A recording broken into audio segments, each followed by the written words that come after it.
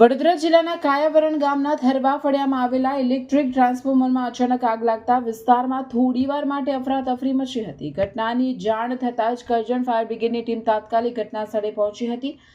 આગ ઇલેક્ટ્રિક ટ્રાન્સફોર્મરમાં લાગેલી હોવાથી સુરક્ષાના પગલે ગુજરાત ઉર્જા વિકાસ નિગમ લિમિટેડના સ્ટાફ દ્વારા તરત જ વિસ્તારની વીજ સપ્લાય બંધ કરવામાં આવી હતી। ત્યારબાદ ફાયર ટીમે ટ્રાન્સફોર્મર પર પાણીનો છંટકાવ કરી આગને કાબૂમાં લીધી હતી। સદનસીબે ઘટનામાં કોઈ જાનહાનિ કે મોટી નુકસાની થવાની માહિતી મળી નથી।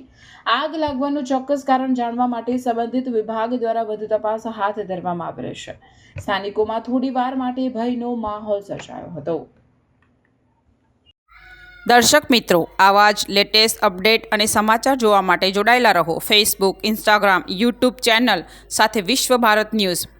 દેશ વિદેશ તેમજ ગુજરાત રાજ્ય, જિલ્લા અને તાલુકા વિસ્તારના તમામ સમાચાર અને જાહેરાત માટે આજે જ સંપર્ક કરો। સામાજિક ધાર્મિક પ્રસંગો, આકસ્મિક ઘટનાઓ અને ગેરકાનૂની પ્રવૃત્તિઓ તથા ભ્રષ્ટાચારની પોલ ખોલવા માટે સંપર્ક કરતા રહો। વિશ્વ ભારત ન્યૂઝ સંપર્ક કરવા વિનંતી 9978702276।